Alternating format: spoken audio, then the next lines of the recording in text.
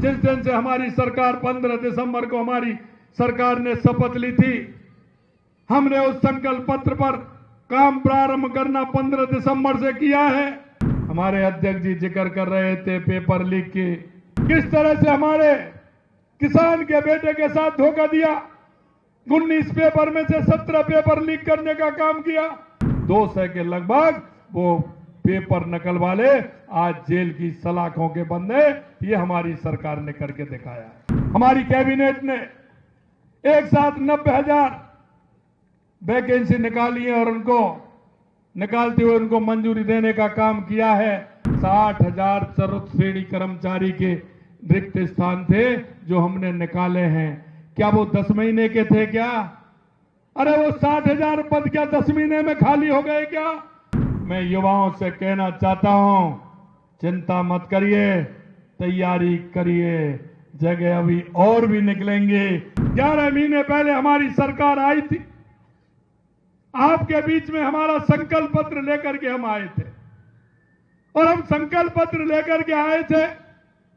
जिस दिन से हमारी सरकार 15 दिसंबर को हमारी सरकार ने शपथ ली थी, हमने उस संकल्प पत्र पर काम प्रारंभ करना 15 दिसंबर से किया है। 15 दिसंबर को ही हमने, हमारे अध्यक्ष जी जिक्र कर रहे थे पेपर लीक की। अरे मैं कहना चाहता हूं मेरे भाई और बहनों, जरा एक बार देखिए कि किस तरह से हमारे किसान के बेटे के साथ धोखा दिया। 19 पेपर में से 17 पेपर लीक करने का काम किया। हमने 15 दिसंबर को कहा था कि हम एसआईटी गठित करेंगे और जिन्होंने पेपर लीक करने का काम किया उनको बख्शेंगे नहीं।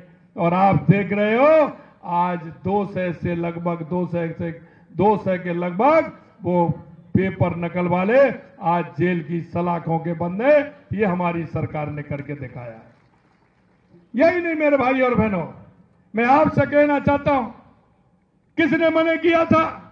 हमने 2 साल का कैलेंडर दिया है, हमने 2 साल का युवाओं का कैलेंडर दिया है, हमने जगह निकाली है, हमने ये भी बताया है कि कौन से दिन पेपर होना है और हमने ये भी कहा है कि इसका परिणाम कौन से दिन आना है, ये भी हमने सुनिश्चित किया है।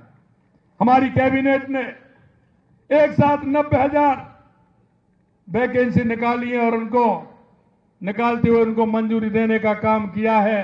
मैं आपसे पूछना चाहता हूं कि 60,000 चतुर्थ श्रेणी कर्मचारी के रिक्त स्थान थे जो हमने निकाले हैं, क्या वो 10 महीने के थे क्या?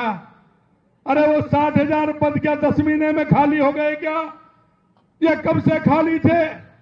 अरे मेरे उस किसान के बेटे को अगर आप समय पर नौकरी दे देते तो मेरे किसान भाई का भी घर चल जाता, मेरे उस युवाओं को नौकरी भी मिलती, उसकी बेरोजगारी भी मिटती और उसका भी काम चलता। क्यों नहीं किया? कोई पूछने वाला है कि 60,000 जगह मैंने चतुर्थ श्रेणी कर्मचारी की मैंने निकाली है, तो क्या ये 10 महीने की जगह थी क्या? क्यों नहीं निकाली? अगर उस गरीब का बेटा, अगर उस मजदूर का बेटा, किसान का बेटा को अगर नौकरी मिल जाती तो क्या अन्याय हो जाता? इसलिए मैं कहना चाहता हूं मेरे भाई और बहनों, मैं युवाओं से कहना चाहता हूं, चिंता मत करिए, तैयारी करिए, जगह अभी और भी निकलेंगे। जो हमने संकल्प पत्र में वायदा किया है कि 1 साल में 1 लाख नौकरी देंगे, जुलाई के हमारे बजट में हमने घोषणा की है। मैं आपको विश्वास दिलाना चाहता हूं, जुलाई के बजट में जो हमने कहा 1 साल में 1 लाख युवाओं को सरकारी नौकरी देने का, वो हम वायदा पूरा करेंगे, ये मैं कहना चाहता हूं।